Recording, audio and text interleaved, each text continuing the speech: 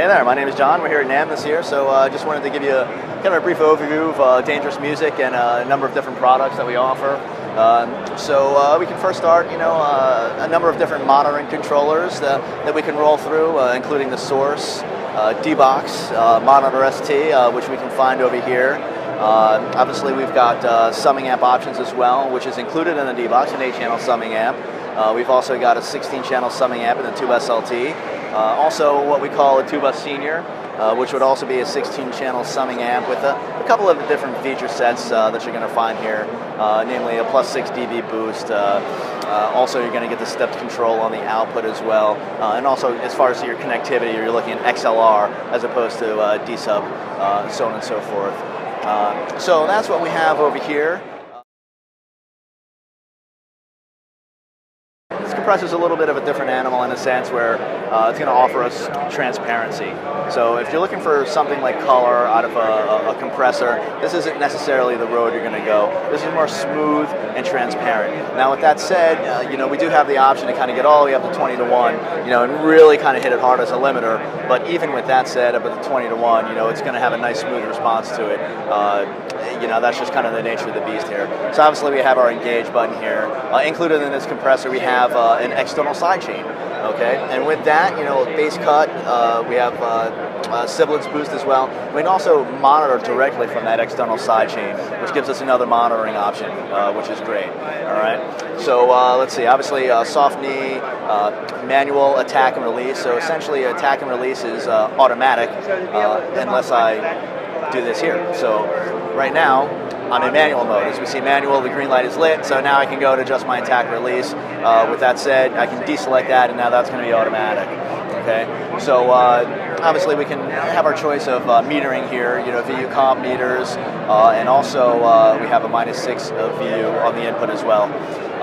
Stereo, where we are now in this mode. So what happens is our ratio, they're still independent. So channel 1 and channel 2 are still independently controlled in stereo link, but what happens is gain threshold, attack and release, they're all controlled here on the channel 1 master controls. So generally, like I said, if you're looking for something that's going to give you some extreme flexibility for mixing, for mastering, for tracking, for that sort of thing, you're looking for something smooth, but yet something can, really kind of get there as far as, creating that brick wall limiter and not really giving you any color, because that's not what this box is going to do. It's not going to give you the color. A Dangerous Compressor is definitely something you should take a listen to. So this year, what we're kind of rolling out is our 2 new products, which are 2 DTA converters. Now, they're not A to D, we're just talking about D to A. So we've got a 2-channel option and we've got a 8-channel option. So with these guys, we can take a look at some of the features that they're going to offer. Similar to the both of them, we've got our sample rate. Obviously, we've got a number of selection here that are going to work with that. Internal clock as well as locking the external clock. Those are your options there. We've also got calibration in dBFS. So we've got -14, -16, and -18. All right, now each of these units are going to give us 4 inputs, okay? And these 4 inputs can actually be selected with the Monitor ST controller because of the Ethernet connectivity in the back. That's going to give us the option to select the inputs via that Monitor ST remote, which is great there.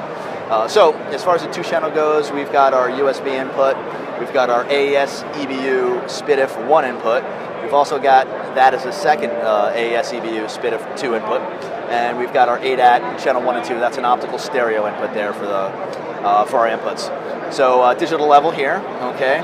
We talked about word clock, and now we have our output trim control. Neat feature here.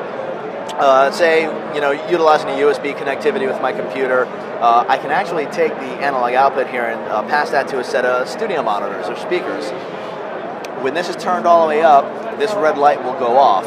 When I turn it back, the red light goes on. So what that signifies is the fact that I can use this now as a trim control and control level going to speakers. Once I take this and turn it all the way up, there's a little notch there, and it'll notch and bypass trim mode, and that's going to give me a full line level output that we could send to a monitor controller, utilizing the converter that way. So with that said, obviously the 8-channel version here, inputs include USB. All right, we have AES SPDIF input. We also have ADAT, which will give us 8 channels of digital audio, obviously, and we have an optical SPDIF, which is only 2 channels. Signal present, LEDs here for 1 through 8. All right, we obviously discussed word clock. So this obviously can be used to expand our output control. So say I'm looking for outputs for surround sound, or I'm looking for outputs. I want to take advantage of Dangerous Music's analog summing. I can do that as well. I can also use multiples of these if I'd like.